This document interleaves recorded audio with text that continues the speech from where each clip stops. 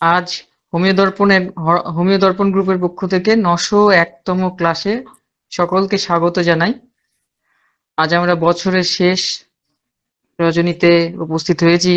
31/12/2024 মঙ্গলবার। আর কিছুক্ষণ পরেই নতুন বছর শুরু হবে, তাই সকলকে অগ্রিম নতুন বছরের শুভেচ্ছা ভালোবাসা জানাই। আজ নতুন আমাদের ইংরেজি বছর, নতুন ইংরেজি বছর। নতুন ইংরেজি বছর অবশ্যই। আজকে আমাদের আলোচনার বিষয় হচ্ছে শরিক মায়াজম পর্ব 48। ক্রনিক ডিজিজ থেকে পড়ানো হচ্ছে। স্যার আমাদের পড়াচ্ছেন, ভালো করে বুঝিয়ে দিচ্ছেন প্রত্যেকটা লাইন বাই লাইন। আর আলোচনা করবেন আমাদের শ্রদ্ধেয় স্যার ডক্টর রমননাথ চক্রবর্তী মহাশয়। আর একবার বলে দেখি, আলোচনার সময় কেউ অযথা আনমিউট হয়ে যাবেন না, ভিডিও ওপেন করে রাখবেন না, এটা অনুরোধ রইল। আমি স্যারকে অনুরোধ করছি আলোচনা শুরু করার জন্য। আগত সকল চিকিৎসক বৃন্দকে আমি আন্তরিক প্রীতি শুভেচ্ছা জানাই নিজের পক্ষ থেকে এবং হোমিও দর্পণের পক্ষ থেকে। আজকে আমরা যে আলোচনাটা ক্রনিক ডিজিজ থেকে আমরা পড়ছি, যেটা এর প্রতিটি লাইন আমাদের অনুধাবন করার চেষ্টা করতে হবে। ব্যক্তিগত সীমাবদ্ধতা থাকতেই পারে, কিন্তু যদি এই পথে চলা যায় তাহলে কিন্তু অনেক মজা। যত যত কমপ্লিকেটেড, যত গন্ডগোলের রোগগুলো আজকাল সব আপনাদের নাজেহাল করে ছেড়ে দিচ্ছে, তার একমাত্র সমাধানের পথ হচ্ছে হ্যানিম্যানের পথ। আর দ্বিতীয় কোনো পথ নেই। গবেষণার নাম করে যেসব বদমাইশি হচ্ছে, সেই পথে হবে না। আপনি এগুলো একটু শুনলেই বুঝতে পারবেন কেন এটা বলছি।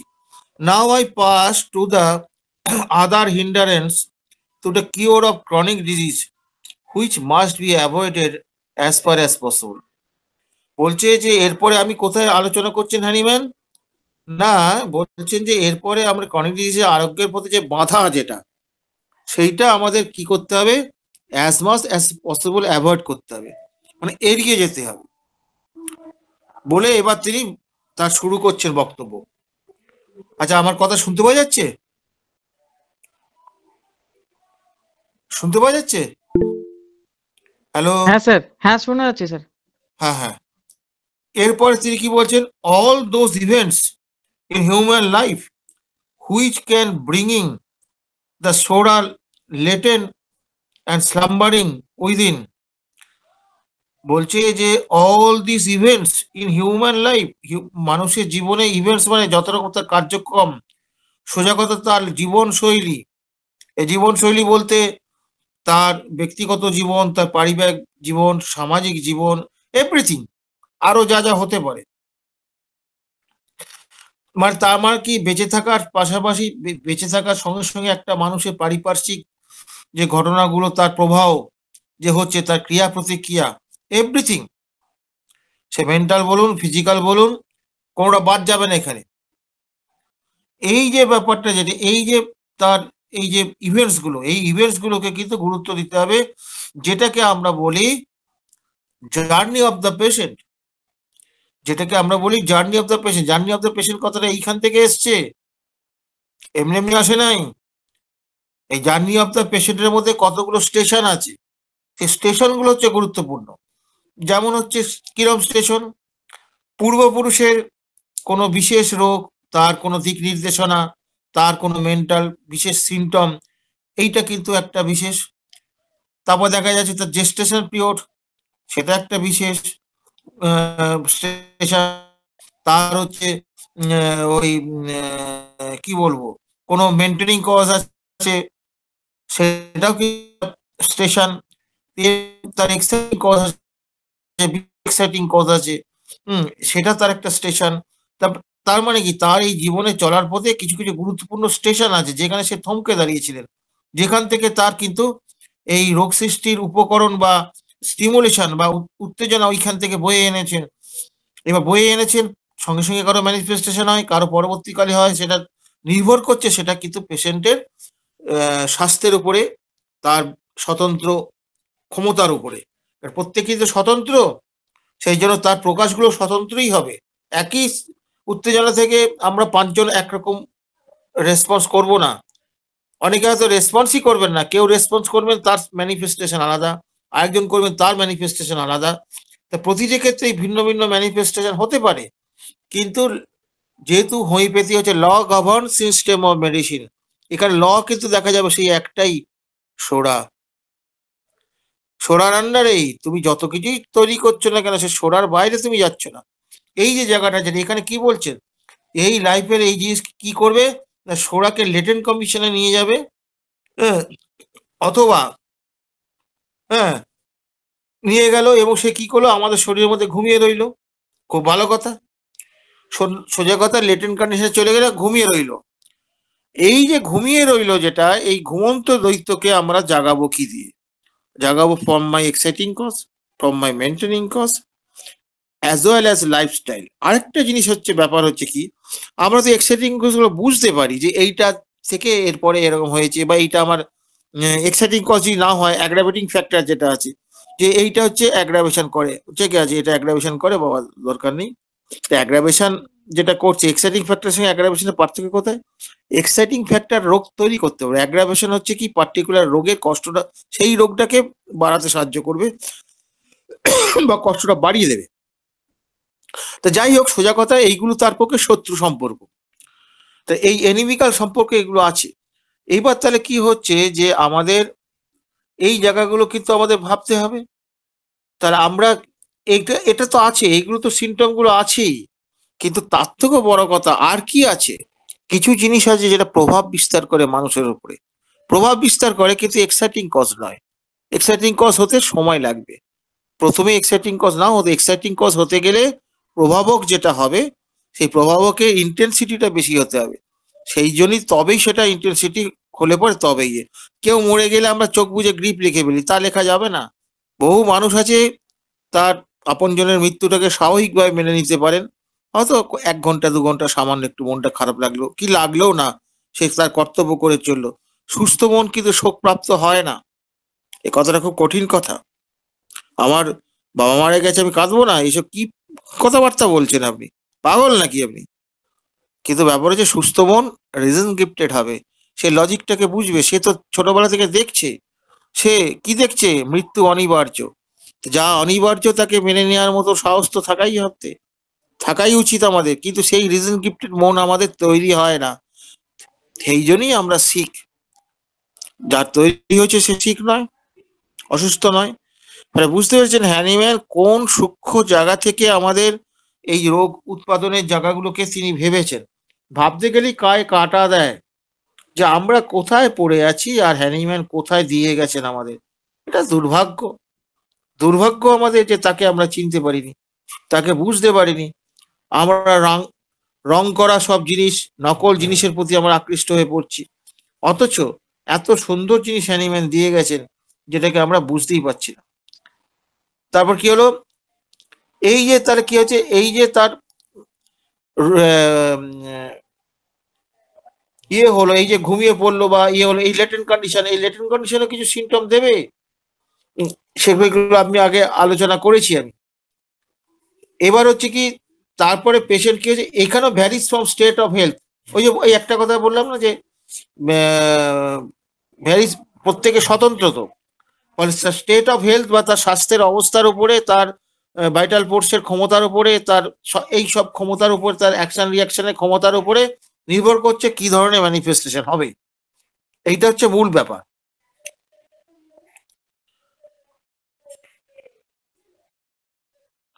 এবং কি বলছে, যে সেম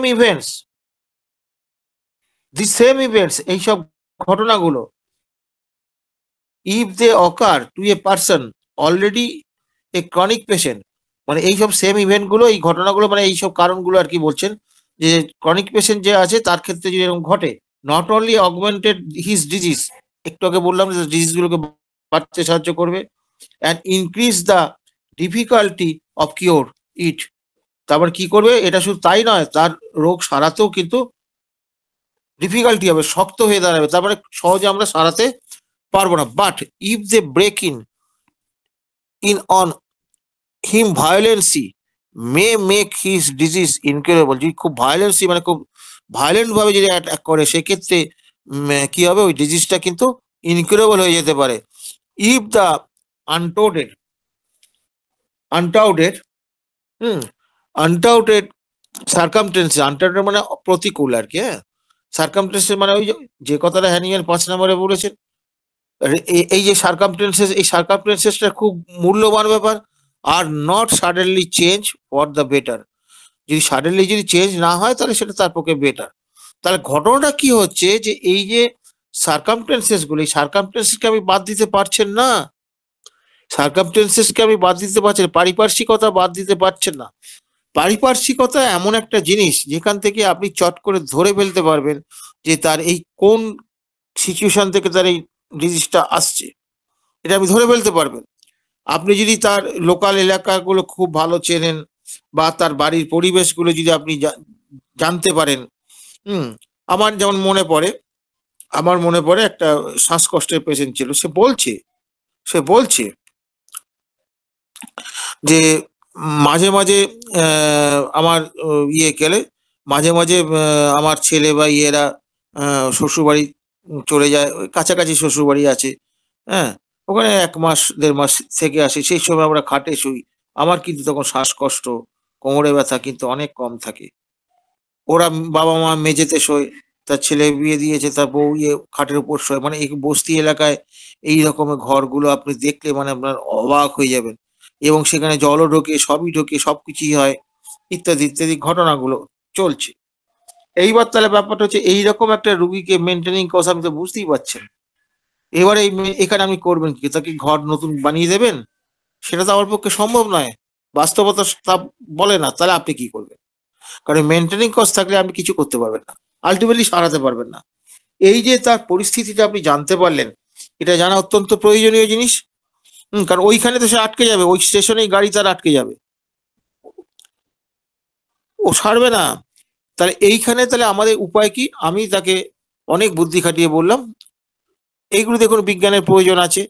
আমি বললাম যে প্লাইউড আছে, তো প্লাইউড তুমি এক কাজ করো না, তোমরা দুজনে শো প্লাইউডটা তুমি ইয়ে করো, প্লাইউড একটা ওইরকম খাটের ওই মাপে প্লাইউড কিনে নিয়ে প্লাইউডের উপরে তুমি ইয়ে করো, ওই বস্তা আছে, বস্তা টস্তা দিয়ে তারপর তুমি তোষক দিয়ে মোটা করে বিছানা করো। প্লাইউড যেহেতু তাপের কুপুরি ভাই, ঘটনাটা হচ্ছে কি এইটা করার পর কিন্তু সে কিন্তু রিমার্কেবলি উন্নতি করলো এবং পেশেন্টটা সেরেও গেল। হ্যাঁ, বছরখানেক সময় লেগেছে কি একটু বেশি লেগেছে, সেরে গেল। তাহলে এবার বুঝতে পেরেছেন যে হোমিওপ্যাথি ডাক্তারদের কাজটা কোথায়। মানে রাস্তা বার করা বুদ্ধি খাটিয়ে, এটা কিন্তু সবসময় যে পারা যাবে তা নয়। কিন্তু মানুষের যদি সৎ প্রবৃত্তি থাকে তাহলে একটা উপায় না হোক অন্য উপায় বার করবে। এগুলো ভালো, এই ধরনের গবেষণাগুলো ভালো। কিন্তু হ্যানিম্যানের কথাকে এড়িয়ে, তার নীতিকে এড়িয়ে গবেষণা, তার তো কোনো মূল্য নেই। তার হ্যাঁ মূল্য, তার ব্যক্তিগত মূল্য আছে, তার অনুগামীদের মূল্য আছে, কিন্তু হোমিওপ্যাথির কোনো মূল্য নেই। হোমিওপ্যাথি এতে কোনো লাভবান হবে না এবং অসুস্থ মানুষও এতে কোনো লাভবান হবে না। তাহলে হ্যানিম্যান যে এই কথাটা যেটা বলছেন, এটা একটা খুব মারাত্মক কথা। এবার বলছি কি such events are however of various nature, মানে বিভিন্ন রকমের ইভেন্টস হতে পারে, and therefore of difficult degree of injurious influence, এবং তাদের ইনজুরিয়াস ইনফ্লুয়েন্স মানে ক্ষতিকারক যে প্রভাব বিভিন্ন রকম পড়বে। তাহলে ব্যাপারটা কি হচ্ছে, এই যে যেমন ধরুন আমি একটা উদাহরণ দিলাম, এই যে ইয়েটা কি বলে, এই ড্যাম্পিয়েতে আমার কাছে যে মানুষটি এসেছিলেন, তার কত ওই 40-42 এরকম বছর বয়স হবে। তো তাহলে ব্যাপার হচ্ছে সে ছুটছে কবে? ছুটছে তো সে বহুদিন ধরে। এখন তার এই গন্ডগোলটা হচ্ছে, এখন সে বুঝতে পারছে ওইখানে শুলে তার অসুবিধা হচ্ছে। তার মানে এতদিন তার প্রভাব ছিল। মেঝের থেকে ড্যাম্প তো উঠেছে, তার প্রভাবিত সে হয়েছিল, কিন্তু তাতে সিমটম তৈরি করতে পারেনি। কিন্তু এই সময় এতদিন পরে এসে সিমটম তৈরি করেছে, তার মানে সে অসুস্থ হতে শুরু করেছে। তাহলে এই প্রভাবক গুলোকে কিন্তু আমাদের ভাবতে হবে, খুব ভাবতে হবে। বর্তমান যুগে প্রভাবকের অবস্থা তো খুব খারাপ। আপনি কাকে রাখবেন আর কাকে বাদ দেবেন, আপনার মাথা খারাপ হয়ে যাবে।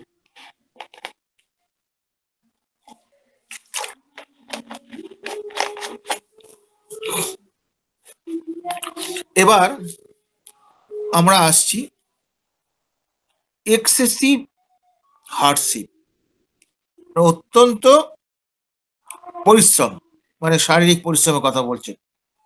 লেবারিং ইন সোয়াম্প, সোয়াম্প মানে ভেজা অংশে, ভেজা মানে কি জলা অংশে, জলাভূমি, জলাভূমি। একটু আগে আমি গল্পটা বললাম, ওটা যদিও জলাভূমি নয়, ড্যাম তো, জলাভূমি তো ড্যাম পিছে থাকে রে ভাই।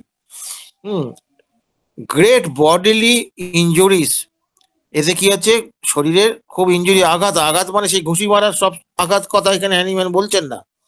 এই এই পরিবেশের জন্য, এই পরিবেশের জন্য তার কিন্তু এটা হচ্ছে। And once excess of cold and heat, তারপর বলছে excess of cold and heat, মানে অত্যন্ত ঠান্ডার মধ্যে বা অত্যন্ত গরমের মধ্যে যদি করে, even in unsatisfied hunger of the poverty. কি সূক্ষ্ম অবজারভেশন, কি সূক্ষ্ম observation. Unsatisfied hunger of the poverty মানে দারিদ্রতার জন্য সে যা খাচ্ছে, সেই খাওয়াটায় তার কিন্তু তার একটা আনস্যাটিসফ্যাকশন, সে স্যাটিসফাইড না, সন্তুষ্ট হতে পারছে না, কারণ সে তো গরিব, সে তো কিনতে পারে না। এই এই জিনিসগুলো কিন্তু আমি খুব ফেস করেছি, এগুলো আমি যে এলাকাটা বসি আর কি, এরকম লোক কিন্তু বহু ছিল, এখন অনেকটা কমেছে আগের তুলনায়। আমি তাদের কি করতাম, আমি তাদের কি করতাম, আমি তাদের বোঝাতাম যে দেখো বাবা, তুমি তোমার ইচ্ছে মতো, তুমি যদি এখন শীতকালে ফুলকপি যদি তুমি গরমকালে খেতে যাও, তোমাকে অনেক দাম দিয়ে খেতে হবে, তোমাকে অপেক্ষা করতে হবে যে সময়টা সস্তা হয়েছে। আর বাজারে প্রতি সময় কিছু না কিছু জিনিস সস্তা আছে, সেইটা নিয়ে আসবে, তাহলে পরিমাণে বেশি খেতে পারবে। তাকে বোঝাতে হয়েছে, একদিনে এক বোঝাতে সে বোঝেনি। না, আমার একটা তৃপ্তির ব্যাপার আছে, তৃপ্তির ব্যাপারটা আছে। খিদের জ্বালায় তুমি তো বলছো, খিদের জ্বালায় আমার কষ্ট হয়, কি করব, আমি খিদে সহ্য করে থাকতে হয়, আমার রোজগার ভালো নেই, অমুক নেই, আমি তো তোমাকে কনসিডার করে আমি কম নিচ্ছি, কিন্তু তুমি আমার কথাটা শুনে চলো। হ্যাঁ, চেষ্টা করব, চেষ্টা করব। তারপরে ওর স্ত্রী ছিল বলে ডাক্তারবাবু অনেক কিছু খাওয়া নিয়ে খুব পাকনা করে, এটা খাবো না, ওটা খাবো না, না এগুলো তোমায় ছাড়তে হবে, তুমি যদি এটা ঠিক না করো তাহলে আমি তোমার ওষুধ বন্ধ করে দেবো। ও তো বললো ফ্যাঁসছে, কারণ ব্যাপার হচ্ছে যে আমি তাকে কম পয়সা রেখে দিচ্ছি, আমি তাকে থ্রেট করলাম। এই যে থ্রেট করলাম, থ্রেট হুমকি করা মানে খারাপ নয়, মোডাস অপারেন্ডিটা তার কি, আমার তাকে ভালো করা। তো এইটা করার পর কিন্তু বহু পেশেন্ট আছে যাদের এই খাদ্যাভ্যাসটা পরিবর্তন করেছে, এবং উপযুক্ত পর্যাপ্ত পরিমাণে খেলে অন্যান্য মিনারেলস, ভিটামিনস এগুলো তো সে পাবে। আমি যেমন, আমি যেমন বলি ভিটামিন সি অমুক কিনতে পারে না, তুমি আমলকি কিনবে, এই সময়টা আমলকি পাবে, আচ্ছা টমেটো পাবে না, কাঁচা টমেটো তো পাবে, দাম কম তো, হ্যাঁ ভাগ করে খাবে। একটা শশা 4 ভাগ করে খাবে, তোমার 4টে শশা খাওয়ার ক্ষমতা নেই, একটা শশাকে ভাগ করে করে এক টুকরো এক টুকরো খাবে, ছোট ছোট অল্প অল্প খাবে, পুষ্টিটা তো যাবে। আমার না খাওয়ার থেকে কিছু খাওয়া তো অনেক বেটার। এইভাবে তাদের বুঝেছি। আচ্ছা, একটা পাতিলেবু জুটবে না গোটা পরিবারের মধ্যে, পাতিলেবু পারবে না, একটা পাতিলেবু কিনে ভাগ করে খাও না, এরকম বলতো। একটা টমেটো 4 ভাগ করে 1 ফালি খাও, কিছু নেই 4 ভাগ করে 1 ফালি করে খাও, এরকম করে তাদের আমি বোঝাতাম। এবং এই বোঝানোর ফলে বহু পেশেন্ট আছে তাদের খাওয়া দাওয়ার নিয়মগুলো পাল্টেছে, এবং ভালো পরিমাণে তারা খেতে শুরু করলো, কারণ ব্যাপার হচ্ছে সস্তাতে সবসময় কিছু না কিছু থাকে। এইটা কিন্তু মানুষকে বোঝানো আমাদের খুব জরুরি, বিশেষ করে গরিব মানুষের ক্ষেত্রে। তাহলে unsatisfied hunger of poverty, poverty যারা এই যে ইয়ে যাদের দরিদ্র, এইটা তো হ্যানিম্যান বলেছেন। এবার আমি একটু তার সঙ্গে যোগ করি, বর্তমান যুগে সুগার, থাইরয়েড, এরকম হাই প্রেশার, এই ধরনের মানে আর কি সম্পদের আমরা তো অধিকারী হয়েছি, ঘরে ঘরে এটা অধিকারী আমরা হয়েছি। তো এই যে পেশেন্টগুলো, এরাও কিন্তু সেই আনস্যাটিসফাইড হাঙ্গার এদের থাকে। এদের তো এমনিতেই রোগগুলোতে খিদে বেশি হয়, এদের তো আনস্যাটিসফাইড, পকেটে পয়সা খেতে পাবে না, কি জীবন বলুন দেখে নেই, একদম ব্যর্থ জীবন, জীবনের হিসাবে এটা ব্যর্থ। হ্যাঁ, আমাদের জড়বাদী চিন্তা অনুযায়ী সে হয়তো সফল হতেই পারে, সফল ব্যক্তিত্ব হতেই পারে, কিন্তু আমাদের স্বাস্থ্য স্বাস্থ্য দিক থেকে বিচার করে আমরা তাকে ব্যর্থই বলবো। তো তাহলে দেখা যায় যে এই মানুষটা কিন্তু খেতে পারবে, তার একটা আনস্যাটিসফাইড থাকবে। তো হ্যানিম্যান দেখুন এর আগে যে শিক্ষাগুলো আমাদের দিয়েছেন, প্রতিটা জায়গায় কিন্তু কোনোটাকে টোটাল বন্ধ করতে বলেন নাই। উনি বলছে মিনিমাম পরিমাণ, কিছু কিছু ক্ষেত্রে নেশার দ্রব্যগুলোতে আস্তে আস্তে কমিয়ে একটা সময় গিয়ে বন্ধ করে দিতে বলেছেন। অন্যান্য যে আমাদের চালু আছে না, সব লেবু বন্ধ করে দেওয়া হয়, কাউকে লেবু খেতে দেওয়া হবে না, একদম মানে ধনুর্ভঙ্গ, পেঁয়াজ খেতে দেওয়া হবে না, ধনুর্ভঙ্গ। তা নয়, ব্যাপারটা হচ্ছে তাকে অল্প পরিমাণে দিতে হবে, এইটা আমাদের মাথায় রাখতে হবে। আমার মনে পড়ে একটা প্রেশারের প্রেশারের রোগী, হাই প্রেশারের রোগী। তা তার ওই অ্যালোপ্যাথি ওষুধ খেলে পরে তার ঝিমুনি আসে, শরীর কেমন করে, সেই জন্য সে আমার কাছে এসেছিল। তা লেবারে কাজ করে, সে রেকর্ডিং করতে করতে লাস্টে যখন আমি তাকে বললাম যে আপনি একবেলা অল্প নুনের তরকারি আপনি খাবেন, রাত্রিবেলা আপনি এক কাজ করবেন, রাত্রিবেলায় আপনি দুধ খেতে ভালোবাসেন তো, আপনি দুধ রুটি খাবেন। না, দুধ খেলে প্রেশার বেড়ে যাবে, ডাক্তার বলেছে ওই যে দুধ খাওয়া যায় না। যে দুধ বলতে এখানে ওই ডবল টোন দুধ পাওয়া যায়, আপনি খান না, ওর মধ্যে আর কতটুকু আর ফ্যাট আছে, দরকার নেই। আর নাহলে একটা কাজ করবেন, ওই কোনো সেদ্ধ মানে যেমন ধরুন কুমড়োর একটা হালকা করে তরকারি, কি কোনো একটা তরকারি দিয়ে অল্প করে খাবেন। হ্যাঁ, আপনি অত খাওয়ার দরকার নেই। তো এর রুটি খেতে ভালোবাসে। তার এই যে পেশেন্টটা, যেটা আমি যখন তাকে নুনের কথাটা বললাম, তখন সে কান্না, তাকে আমি থামাতে পারি না। ডাক্তারবাবু, আমার জীবনটাই অথচ আপনি এই প্রথম বললেন নুন খেতে। আমার এই 200-র উপরে প্রেশার থেকে সবাই আমাকে আগে নুন বন্ধ করেছে, বাড়ির লোক তো ওরে বাবারে, ওরা নুন দিয়ে খায়, ওরা তরকারি খাচ্ছে, বেশ আনন্দে খাচ্ছে, আর আমি কি খাচ্ছি সেটা আমি বলতে পারবো না। আমি ঘাস খাচ্ছি না গোবর খাচ্ছি না গু খাচ্ছি, কেউ জানে না। আমাকে গর্ত বোঝানো, পেশেন্টটা বলতে বলতে গর্ত বোঝানো কাঁদছে। তাহলে এখানে দুটো ব্যাপার আছে। এই যে সিচুয়েশনটা, যে এই যে তাকে আমরা বন্ধ করলাম, তার পরিপ্রেক্ষিতে তার মনের মধ্যে কি কি প্রভাব পড়লো সেটা তো আমরা বিচার করি না। আমরা এখানে পণ্ডিত সাজার চেষ্টা করি, এই তুমি নুন খাবে না, এই নুন খাবে না, না বলে যদি বলি নুন খাবে, তাহলে তুমি মূর্খ ডাক্তার, তুমি পড়াশোনা করো নাই, সমাজ আমাকে বলবে। তাই কি? নুনটা খায় কেন? এটাও তো একটা সিস্টেমিক ডিসঅর্ডার, এটাও এর পেছনে মায়াজমেটিক কারণ আছে। হুম, আমি বহু দেখেছি যে পেশেন্টকে ওষুধ দেওয়ার পর সে আস্তে আস্তে নিজেই নুন খাওয়া এক্সেস ছেড়ে দিয়েছে, আমাদের বলতে হয়নি। আমি কিন্তু কখনো ওইভাবে বলি না, আমি বলি ডাক্তার নুন খাওয়ার কি বন্ধ রাখবো, আমি যে থাকতে পারি না, আর আপনি যতটা পারেন করুন, জোরের কিছু নেই। আপনি তো বুঝতে পারছেন এটা ভালো নয়, কিন্তু জোর করে কিছু করতে যাবেন না। এই যে পেশেন্টটাকে আমি যখন তাকে বললাম যে তুমি নুন একবেলা খেতে পারবে, এই পেশেন্টটা কিন্তু আরোগ্য হলো, কমপ্লিট কিওর হলো। আমরা এরকম নাম শুনে, রোগের নাম শুনেই ভাববো যে ওরে বাবা, এটা আমি সারাতে পারবো না। হ্যাঁ, এরকম ভাবনাটা নয়, প্র্যাকটিস অফ মেডিসিনের ইয়েটা দেখে আমাদের ভাবলে হবে না। এখানে একটা জিনিস দেখেছিলাম যে তার স্বামী স্ত্রীদের মধ্যে মিল আছে, সংসারে মোটামুটি শান্তি আছে। ফলে এই জায়গাটা খুব গুরুত্বপূর্ণ জায়গা কিন্তু এইসব রোগীর ক্ষেত্রে, আরোগ্যের ক্ষেত্রে। তাহলে দেখুন, সামান্য একটু নুনের খাদ্য দেওয়ার জন্য সে এত তৃপ্ত এবং আমার প্রতি এত কৃতজ্ঞ। আমি তাকে যে যে কথাগুলো যেভাবে তাকে চলতে বলেছি, অধিকাংশ কথাই সে মেনে চলেছে এবং আরোগ্য হয়ে গেছে। তাহলে এই যে ব্যাপারটা, যেটা আপনাদের কিন্তু এই জায়গাটা বুঝতে হবে যে আপনি যে নিষেধাজ্ঞা দিচ্ছেন তার ফলটা কি হবে। আপনি ধরুন আপনার সন্তানকে, আপনি তাকে একটু তুই এটা এরকম করবি না,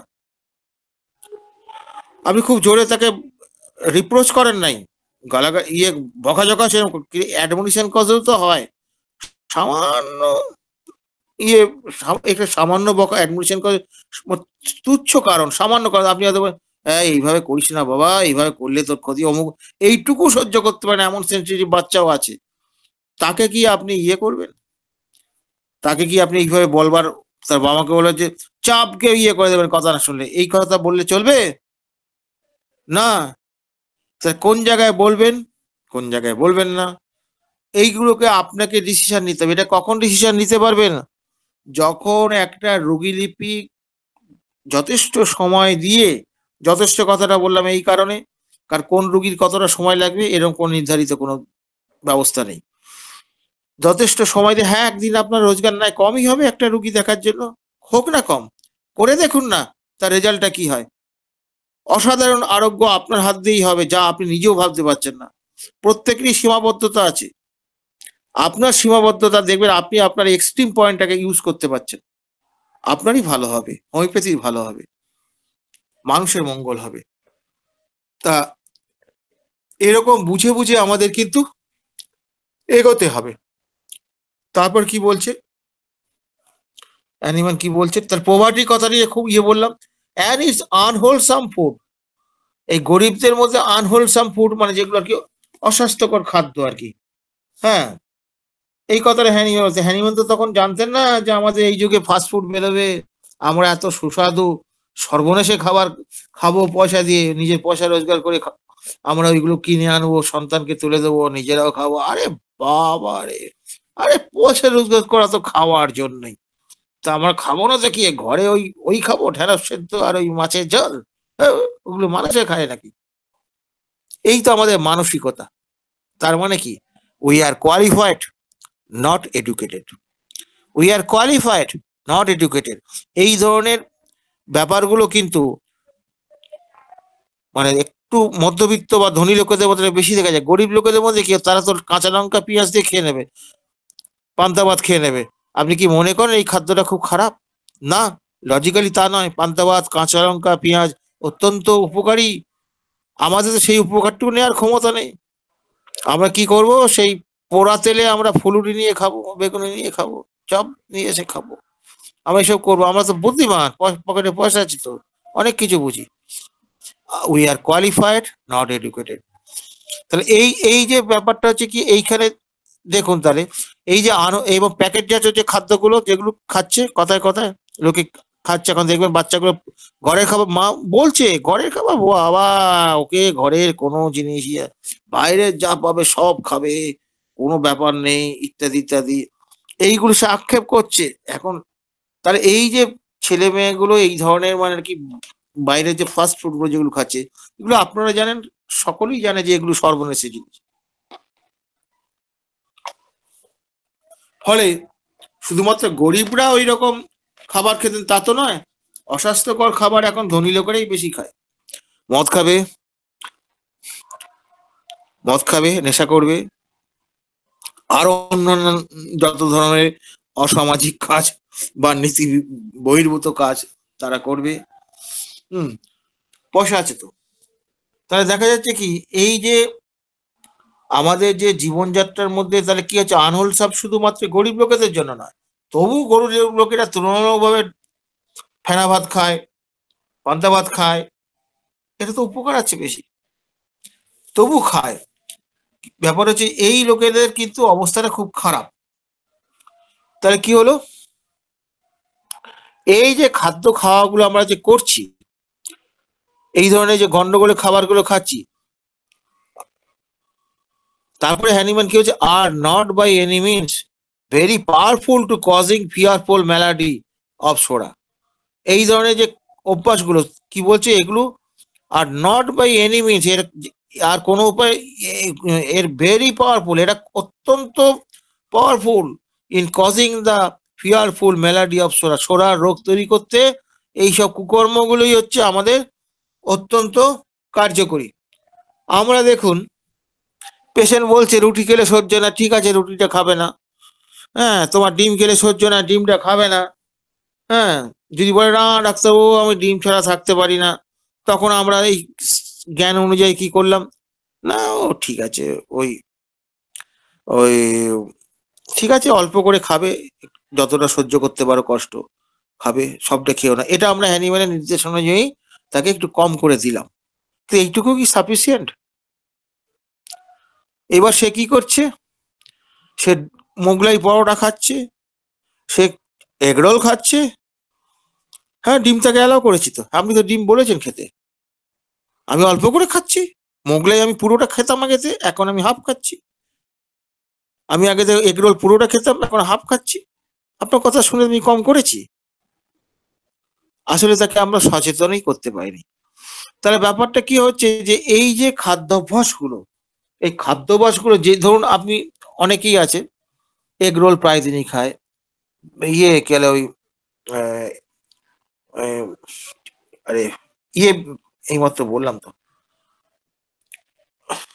আরে ওই মোগলাই মোগলাই পরোটা, এগুলো বাইরে দেখবেন, অনেকেই দেখবেন যে হাতে করা রুটি খুব কম জায়গায় পাওয়া যায়। মোগলাই পরোটা, লুচি, হ্যাঁ, নানপুরি ইত্যাদি ইত্যাদি সব এইগুলি বাজারে বেশি পাওয়া যায়। এইবার সেইগুলো কড়াইগুলোর দিকে তাকিয়ে আর লাভ নেই, কড়াইগুলো ওরা তাকায় না, তাকালে আর খেতে পারতো না।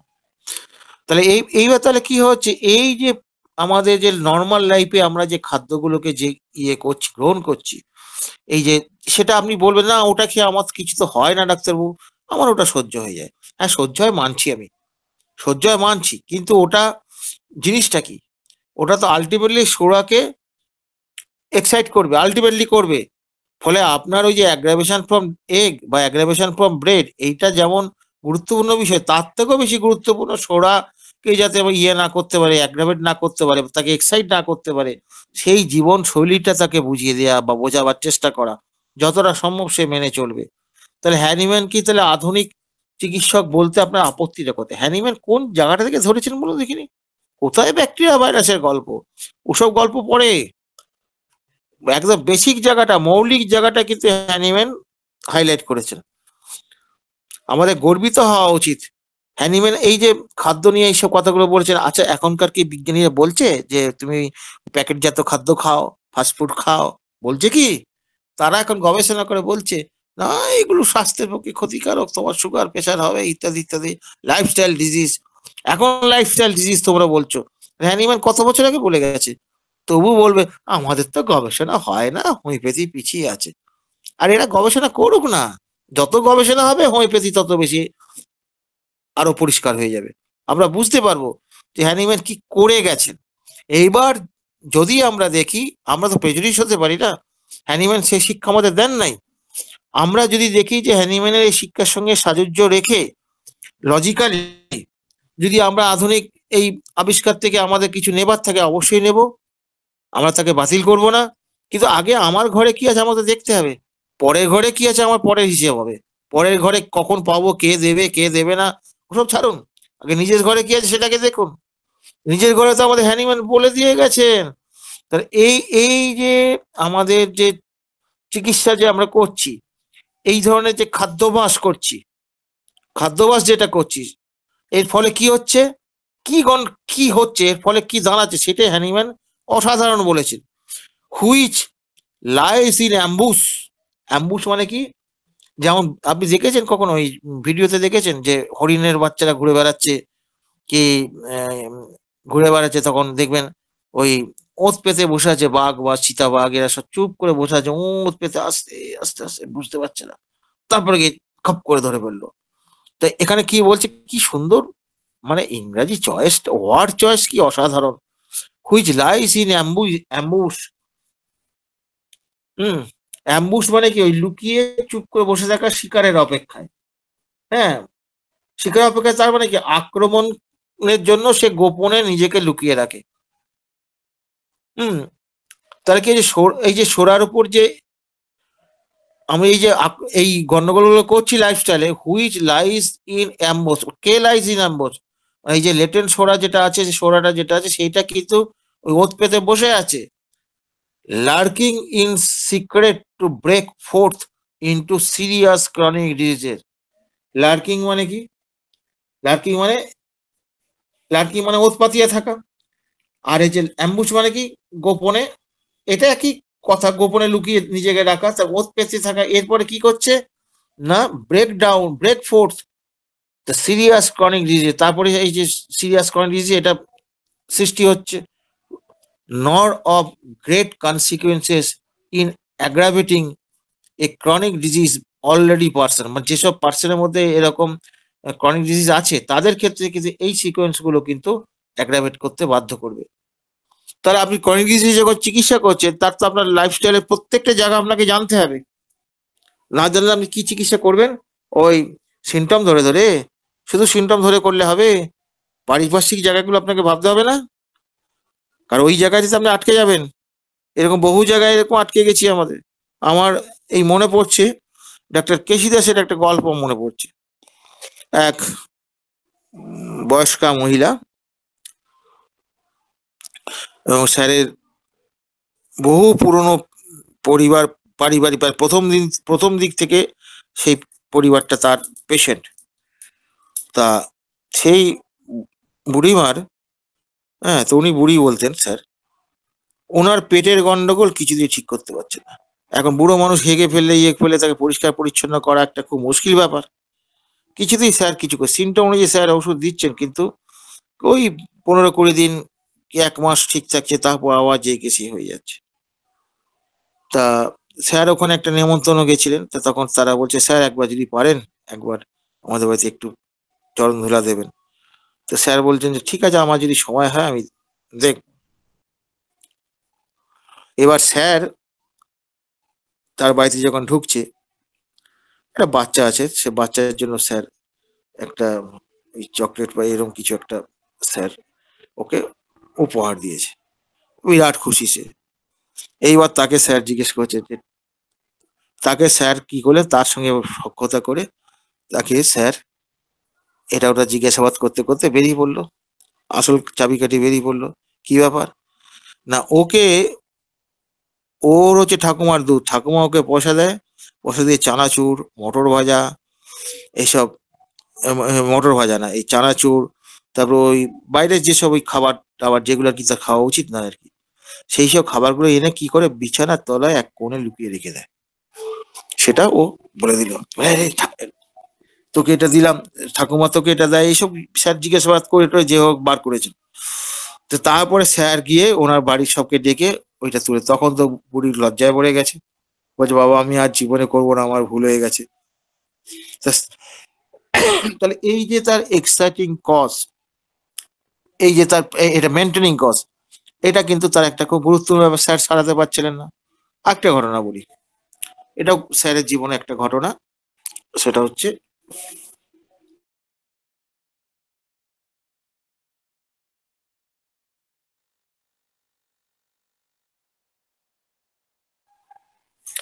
আমি এখন যে ঘটনা বললাম ডাক্তার কেসি দাস মানে আমার গুরুর আরেকটা ঘটনা। দেখুন, হোমিওপ্যাথি ডাক্তারদের কোন স্তরে দৃষ্টিভঙ্গি হলে তবে তারা রোগ আরোগ্য করবার সামর্থ্য অর্জন করেন, এই জায়গাটা উদাহরণটা এই কারণে আপনাদের দিচ্ছি। একজন নববিবাহিত বধূ এসে তার পেটের বিভিন্ন রকম গন্ডগোল, জ্বালা যন্ত্রণা অমুক তমুক, তাকে তিনি বারবার আর্সেনিক অ্যালবামে দিচ্ছেন, দিলে পরে রিলিফ হয়ে যাচ্ছে, কিন্তু সারছে না। 1-1.5 বছর হয়ে গেল, কিছুতে কিছু করতে হবে, তার চেহারা ডিটোরিয়েট করেছে, চেহারা ভেঙে পড়েছে, ইত্যাদি ইত্যাদি। তা কোনোভাবে কোনো কারণে তাদের বাড়ির কাছাকাছি গিয়েছিলেন, তা তারা হাতে পায়ে ধরে নিয়ে এসছে। স্যার ওখানে ঢুকেই দেখছেন কি ওদের কুয়া পায়খানা আছে, কুয়া পায়খানার পাশেই 1-1.5 হাত কি 2 হাত পাশেই ওদের কল আছে, সেই জলটা সবাই খায়। তখন স্যার বললেন যে তোমরা কোন খাবার জলটা খাও? না আমি এটাই খাই। তোমাদের ওটা কি পায়খানা? কুয়া পায়খানা তো। না এই জলটা খেলে তো খাওয়া চলবে না। বলছে না না, এটা খেলে যদি হতো তাহলে আমাদের তো কিছু হয় না। তাদের তো সত্যি কিছু হয় না। স্যার বললেন না, আমি তোমার এটার ব্যবস্থা না করলে আমি তোমার বৌমার চিকিৎসা করবো না। স্যারের মতন ব্যক্তিত্ব এই কথা বলেছেন। তো তখন বলে তোমার একটা হচ্ছে কুয়ো পায়খানা থেকে স্যানিটারি পায়খানাতে করে নাও, আর নাহলে এখান থেকে কলটা সরিয়ে ইয়ে করো। তো তাদের সেই মুহূর্তে যাই হোক তারা ওই কলটা ব্যবস্থা করে, খাওয়ার জলের ব্যবস্থাটা, কলটা অন্য জায়গায় তুলে নিয়ে গিয়ে তারা পোঁতে, এবং সেই জল খেয়েই তার কিন্তু পেটে গন্ডগোল টোটালি বন্ধ হয়ে গেল। তাহলে দেখা যাচ্ছে কি এইখানে ঘটনাটা কি হয়েছে, এখানেও কিন্তু এই দেখবেন এই এই নোংরা জিনিস থেকে এইসবের ক্ষেত্রে কিন্তু আর্সেনিক একটা খুব এবং উনি জলটা টেস্ট করে নিতে বলেছিলেন স্যার, তার জল টেস্টের রিপোর্টটা স্যার দেখিয়েছিলেন, জল নর্মাল। তাহলে দেখা যাচ্ছে কি এখানে অন্যদের কিছু হলো না, তার কিছু হলো। স্যার কিন্তু দেখুন ওইখান থেকে তিনি ধরতে পারে তার ওষুধের উপরে কতটা কনফিডেন্স থাকলে এটা ধরতে পারে। ফলে বুঝতে পারছেন হোমিওপ্যাথি ডাক্তাররা হচ্ছে গোয়েন্দা। এই দৃষ্টিভঙ্গিটা যদি আপনার না তৈরি হয় আপনি কিছু করতে পারবেন না, আপনি আটকে যাবেন। এগুলো উদাহরণগুলো দেওয়ার উদ্দেশ্য জাস্ট ইন্সপায়ার করা, যা উৎসাহিত করা বা আমাদের উৎসাহিত হওয়া। আজকে এই কথাগুলো বলতে কি আমার ভালো লাগছে? তো কেন লাগছে? কারণ আমাদের যেটুকু দৃষ্টিভঙ্গি আমার সূক্ষ্ম হয়েছে সেখানে তো এইসব শিক্ষকদের অবদান আছে। কারণ সেসব শিক্ষকরা আমাদের যদি না শেখাতেন, না দেখাতেন, আমরাও কিন্তু এসব করতে পারতাম না। তাহলে দেখা যাচ্ছে কি যে তাহলে এই আমাদের তাহলে লাইফস্টাইলের মধ্যে কোথায় গন্ডগোলটা আছে, কি ধরনের গন্ডগোল আছে সেইগুলো বুঝতে গেলে কিন্তু আমাদের খুব ভালো করে বোঝার চেষ্টা করতে হবে। এর কনিডিসিভ হ্যাঁ, ঠিক আছে। ইয়া, ইয়া,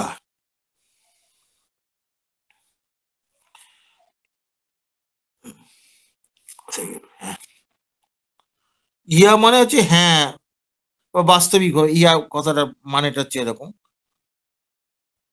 কি বলছে? হ্যাঁ, এই তো লাইন ড্রপ করে গেছে রে। হ্যাঁ, yeah. An innocent man can, with less injury of the life, pass 10 years in bodily torments in the Bastille or on the galleys rather than pass some month in the bodily comfort in the unhappy marriage। এই অনেক কিছু আছে, আগে একটা একটা করে করি। এখানে যে ইয়া বলে উদাহরণ যেটা দিয়েছে bodily torments in the Bastille. Bastille হচ্ছে কি ফ্রান্সে একটা দুর্গ ছিল।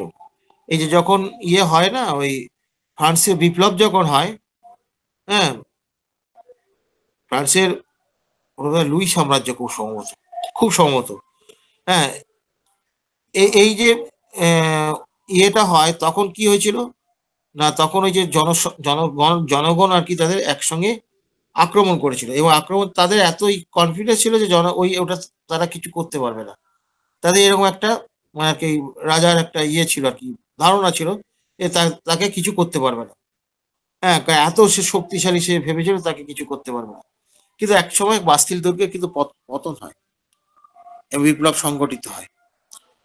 তো ফলে ব্যাপারটা হচ্ছে এইটা উদাহরণটা দিয়েছে। তার মানে কি এখানে উদাহরণটা কি সুন্দর দিয়েছে, এই যে আমি আগে কথাগুলো বললাম না যে ওই কলের জল খেয়েই যাচ্ছে তাদের কিছু হচ্ছে না এরকম, বা ওই ড্যাম্প ওয়েদারে সে বহু বছর শুয়েছে তার শ্বাসকষ্ট হয় নাই, কিন্তু একটা বয়সে গিয়ে তার কিন্তু শ্বাসকষ্ট হচ্ছে। তার মানে এই যে বাস্তিল দুর্গটা জনসাধারণ যে তাকে ইয়ে করে রেখেছিল, মানে অবরোধ করে রেখেছিল দীর্ঘদিন, এই অবরোধ করার পরে একটা সময় গিয়ে ভেঙে পড়লো। তেমনি আমাদের সিস্টেম যখন আমরা উল্টো পথে যখন চলবো বা ভুল পথে যখন চলবো, আমরা যখন অপ্রাকৃতিক অবস্থায় যখন চলবো, তখন কিন্তু একটা সময় গিয়ে ভেঙে পড়বেই পড়বে। যেমন বাস্তিল দুর্গ ভেঙে পড়েছে এইরকম ব্যাপারটা। কি সুন্দর উদাহরণ দিচ্ছে। অন দি গেলে রাদার দ্যান পাস সাম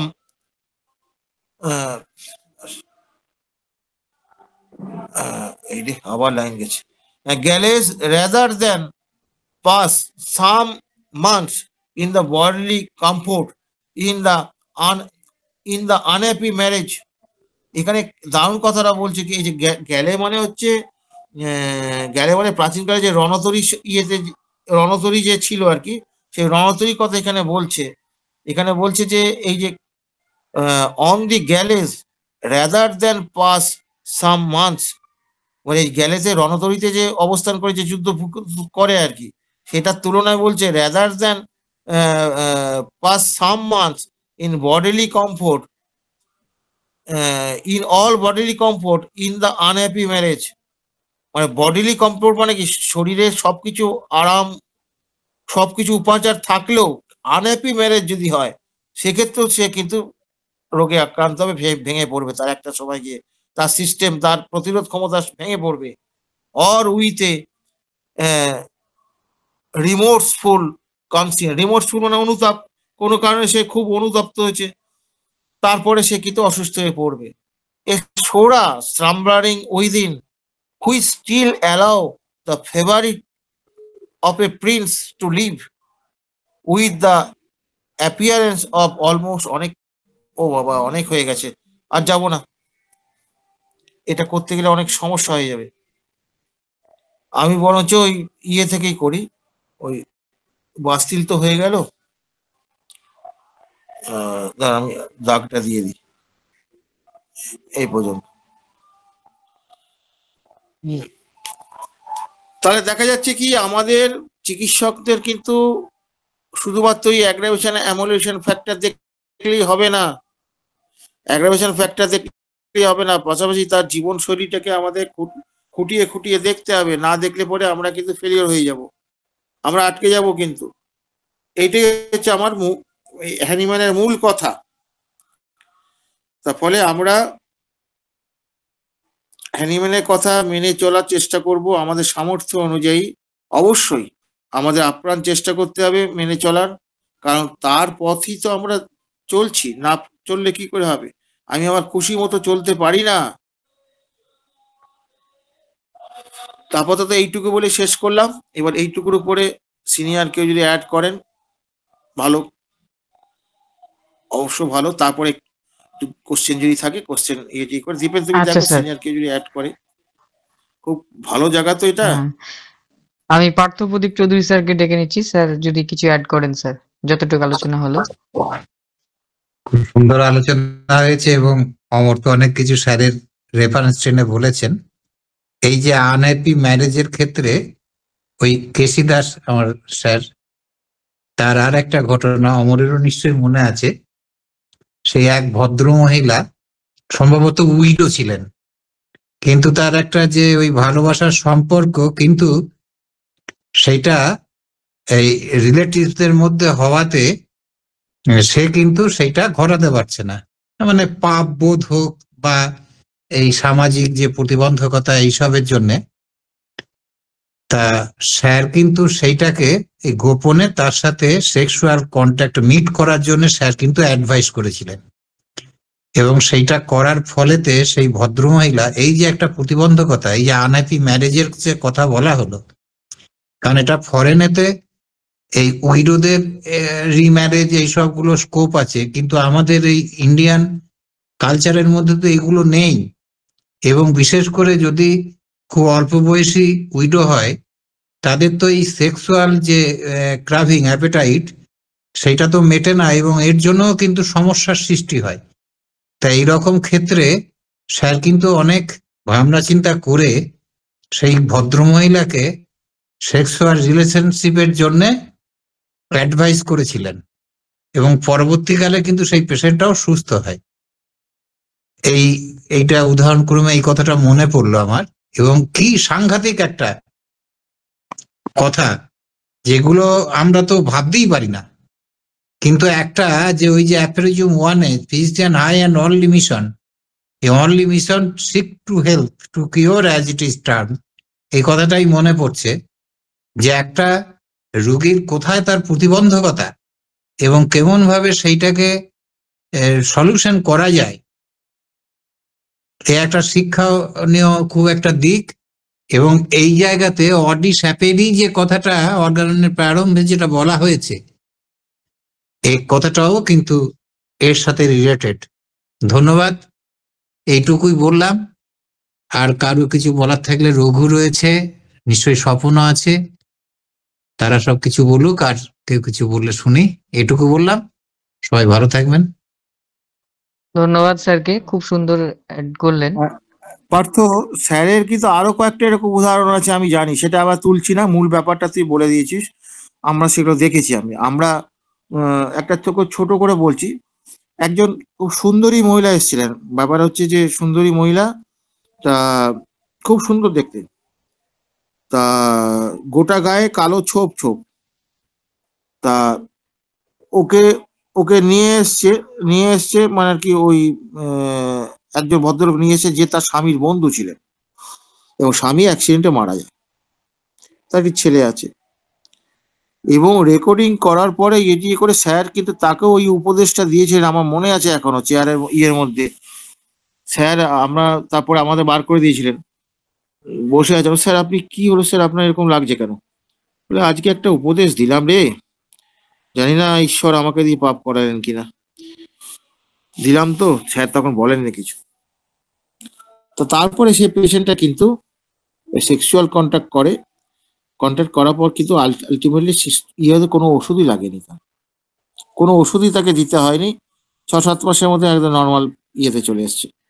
এই যে অবজারভেশন, যেটা এইটা বলার সাহস আমাদের আছে, এ বাবা রে, মানে কতটা সাহসী হলে পরে এই কথাটা বলা যায় পেশেন্টকে?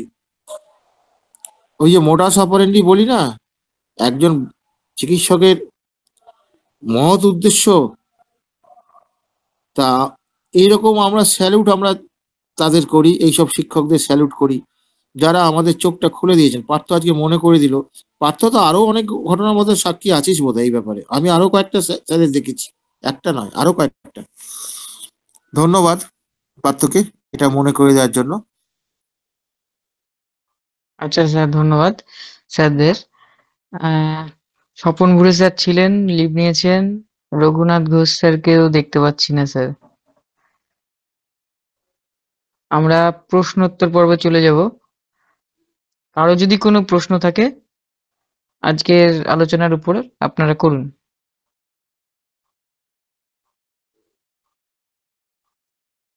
কারো কি কোনো প্রশ্ন আছে? প্রশ্ন থাকলে করুন।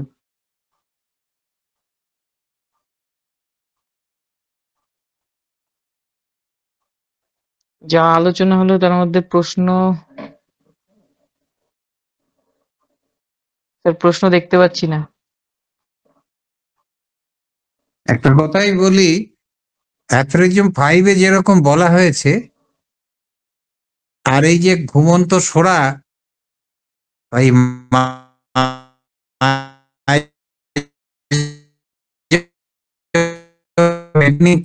কখনই করতে পারে, সমস্যাটা বারবার বলতে হচ্ছে। এই জায়গাটা আমাদের কিন্তু খুব খোলা বিবেচনা করা দরকার, যে আমরা যদি সিলেকশন এবং ডোজ পোটেন্সি ঠিকঠাক ভাবে করিও, এই জায়গাগুলো অমর্থ খুব সুন্দরভাবে ওইগুলো বলেছে। ডায়েট রেজিমেন্ট, ম্যানেজমেন্ট, এবং কোথায় সেটা অবস্টেকেল টু কিওর করছে,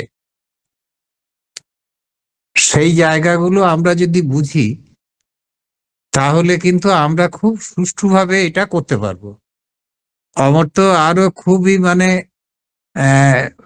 চাঁচাচলা ভাষায় যেটা বক্তব্যের মধ্যে তুলে ধরেছে, যেটা একটা হাই প্রেসারের পেশেন্টকেও যে আমাদের নুনটাকে অ্যালাউ করতে হতে পারে, বা একটা সুগারের পেশেন্টকেও কখনো কখনো তাদের কিন্তু এই মিষ্টি বা ফ্যাট ফুডের তার ক্রাভিং এর উপরেতে খেয়াল করে কখনো কখনো একটু অ্যালাউ করা, এবং তাতে রোগী কিন্তু সুস্থতার দিকেই যায়। ডাক্তার তপন কাঞ্জিলাল, আমার আর এক শ্রদ্ধেয় শিক্ষক, তিনি একবার কথা প্রসঙ্গে বলেছিলেন, এই ডায়াবেটিক পেশেন্ট গুলোকে না খেতে দিয়ে এগুলোকে মেরে ফেলবে, এদের সব টিবি ধরিয়ে দেবে। তাহলে মনে আছে? হ্যাঁ মনে থাকবে না? এই বল যে বল বল। ওই স্যারেরও সুগারের পেশেন্ট ছিলেন, আর দিদি বিভা কাঞ্জিলাল খুব রেস্ট্রিকশন করতেন বাড়িতে, আর স্যার বাইরে গিয়ে ওইগুলো পেদাতেন। তোর মনে আছে তো? আমাকে দিয়ে তো আনাতেন, সিঙ্গারা আমাকে দিয়ে তো আনাতেন। হ্যাঁ, ওইগুলোকে স্যার খেতে, আর বাড়িতে গিয়ে একদম সে চুপচাপ যা দিচ্ছে তাই খাচ্ছে, আর বাইরে গিয়ে দিব্যি মেরে দিচ্ছে। এই জায়গায় সাক্ষী আছি, আমি সাক্ষী আছি। হ্যাঁ হ্যাঁ, কোন জায়গাটায় অ্যালাউ করতে হবে, কোন জায়গাটা করতে হবে না, এবং এই যে স্ট্রং ক্রাভিং, স্ট্রং মানে ডিজায়ার এই পেশেন্টের, এইটা যদি আমরা ফুলফিল না করতে পারি তাহলেও কিন্তু অবস্ট্রাকেল টু কিওর হয়। আসলে এই যে কথাগুলো, এগুলো মনে হয় অবস্ট্রাকেল টু কিওরের এক একটা পার্ট আর কি, এক একটা অধ্যায় ধরে হ্যান্ডিম্যান বিভিন্ন অ্যাঙ্গেল গুলো খুব সুষ্ঠুভাবে দেখিয়ে দিচ্ছেন আমাদেরকে, চোখে আঙুল দিয়ে দিয়ে দেখিয়ে দিচ্ছেন কোথায় কি হতে পারে। ওই মহেন্দ্রলাল সরকার প্রেসক্রিপশনে লিখেছিলেন 1 গাড়ি খড়, আর ওর যে কম্পাউন্ডার সে তখন আর কি বলছে যে স্যার এটা কি লিখেছেন, বলছে যে আমি যা লিখেছি তাই ব্যবস্থা করো, ওর চালে খড় নেই, ওই জন্যে তার রোগ সারছে না, সে ড্যাম বেসমেন্টের মধ্যে লিভিং করছে, তার রোগ ভালো হবে কি করে? ওর ঘরটা ছাই দেওয়ার ব্যবস্থা করো। তার কম্পাউন্ডারকে ডাক্তার মহেন্দ্রলাল সরকার অ্যাডভাইস করেছিলেন। এই শ্রদ্ধেয় স্যারদের কাছে আমাদের স্মরণে মানে মনে পড়ে যায় কোনো কোনো কথা কখনো কখনো। তার মানে আমাদের কি রিজন গিফটেড মাইন্ড হতে হবে এবং সব দিক থেকে একদম চৌখস খোলা দৃষ্টি রয়ে। এই যে অমর বারবার বলে, আমরা কিন্তু সেই গোয়েন্দাদের কাজ করি for the benefit of patient. এইগুলো আমাদের সত্য সন্ধান করতে হবে এবং সেই রকম ভাবে অ্যাডভাইস করতে হবে এই রুগীকে ভালো করার স্বার্থে। ধন্যবাদ। আর একটু বললাম, কতটা উপকার হবে জানি না, বলে দিলাম। না না স্যার, খুব সুন্দর বললেন, খুব দারুণ, অসাধারণ স্যার। ঠিক আছে স্যার। আর প্রশ্ন আছে কিনা দেখো, প্রশ্ন থাকলে চলবে, নাহলে বন্ধ করে দেবো। প্রশ্ন আছে কি কারো? কারো যদি কোনো প্রশ্ন থাকে স্যারদেরকে এই করুন। সাবজেক্ট, এই বিষয়ে, অন্য বিষয় নয়।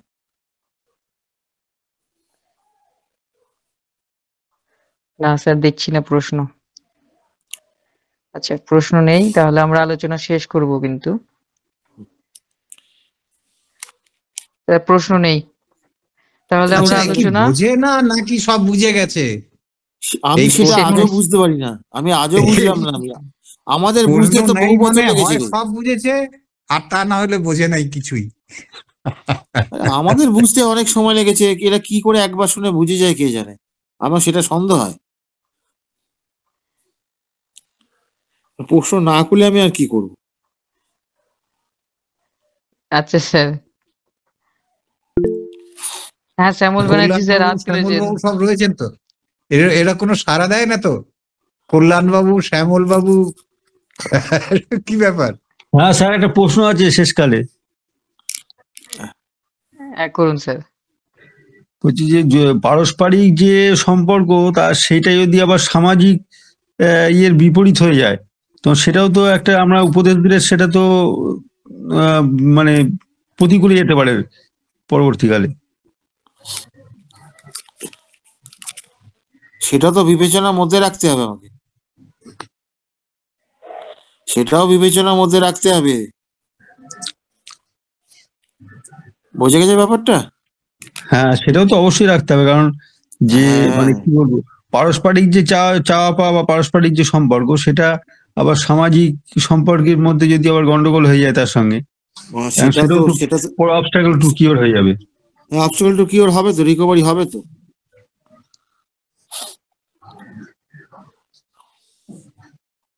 আমি একটা লিউকোডার্মার কেস, বুঝলেন তো, লিউকোডার্মার কেস ইমপ্রুভ করছে, আবার 2 মাস পর খারাপ হয়ে যাচ্ছে। তার হচ্ছে বউয়ের সঙ্গে চলছে, মামলা চলছে। আমি তাকে বললাম মামলা না মেটালে আমি কিছু করতে পারবো না। আমি তাকে প্রথমেই বলেছিলাম, মানে আপনি দেখুন না যদি হয়ে যায়। আমার না হবে না, ওটা আপনি করুন না। তার লাস্টে তাকে বিদায় করে দিয়েছি। প্রায় 8-9 মাস আমার আন্ডারে ছিল। হ্যাঁ, আগের থেকে সামান্য একটু কমেছে এই পর্যন্ত। ওই কমে যাচ্ছে, আবার বেড়ে যাচ্ছে, কমে যাচ্ছে, বেড়ে ওই ডেট ফেট পড়লে পরেই তারপরে বেড়ে যাচ্ছে। এরকম চলছে। এইগুলো, এই যে অবস্টাকল টু রিকভারি, এগুলো আমাদের হাত দেওয়া উচিত না এইসব কেসে।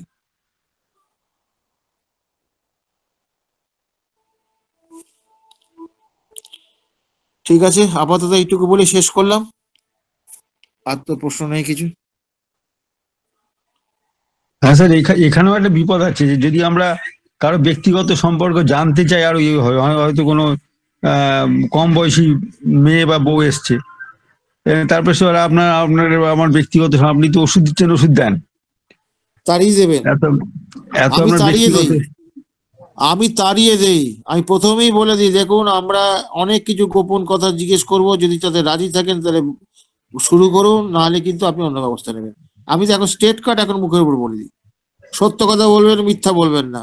মিথ্যা বললে কিন্তু আপনাকে ভুল ওষুধ দেবো। ওগুলো বলতে হয় রে বাবা, সরাসরি বলতে হয়। আরে আপনি তো চাকরি করেন, আপনার যদি এখন না আসে, আপনাদের তো অসুবিধা কি আছে? আমাদের অনেক অসুবিধা ছিল, যে না আসলে পরে পকেটটা ফাঁকা, বাড়ি চলে যাবো, খেতে পাবো কিনা মোবাইলে, তার ঠিক ছিল না। আপনাদের ভয় কিছু? আপনাদের সাহসের সঙ্গে বলুন, তাই তো হবে। একদম। আমাদের বরং ওই ভয়টা ছিল।